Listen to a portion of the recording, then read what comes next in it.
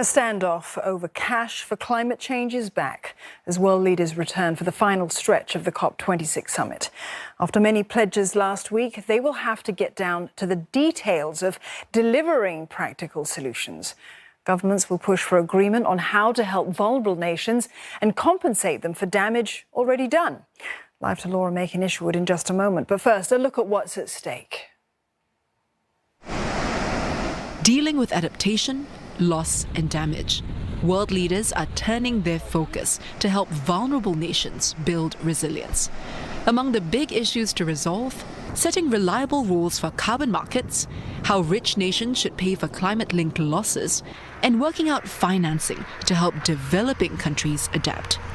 Host Britain will again try to set the pace, announcing almost $400 million in new funding, including support for countries in the Asia-Pacific. That's on top of billions in international funding already committed by countries such as the US, Denmark and Japan. But they are deferring priorities. Developing nations want more money to help them adapt to higher temperatures that have caused more frequent droughts, floods and wildfires, while developed nations have encouraged finance to go towards cutting emissions. With just 5 days left at the Glasgow talks, delegates are under pressure to cut deals needed to keep the world to 1.5 degrees Celsius of warming and avoid the worst impacts of the climate crisis.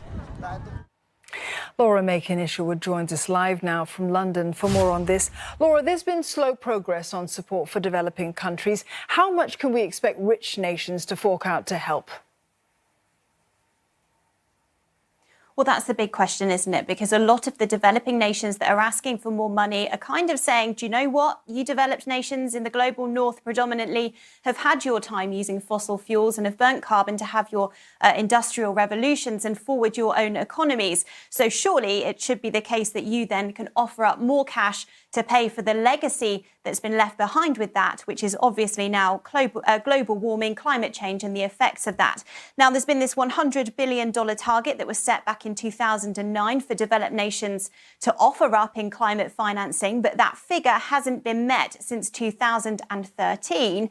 And the UK Chancellor Rishi Sunak admitted last week that it's probably not going to be met again this year and probably not for another 2 years until 2023. So that $100 billion target is being bandied around as the optimum figure at the moment, but it's not being met right now. However, the UK government has announced this morning, as you've said, that $390 million is being offered up to nations that are suffering the effects of climate change. Most of that money is going to head to nations within Asia and the Pacific. But that's simply a drop in the ocean, isn't it, when you compare it to that $100 billion target? So there is a lot of work to do. Obviously, the United Kingdom, as president of the COP26 climate summit this year, is urging other nations to follow suit and give more cash to developing nations. But a lot of these conversations are happening behind closed doors. So while those nations that are experiencing the worst effects are really making their case today in Glasgow, they're going to have to wait a little while longer to find out if any of those pleas are heard. Plenty more negotiations to come. Laura, thank you very much for that. Laura Macon-Isherwood in London.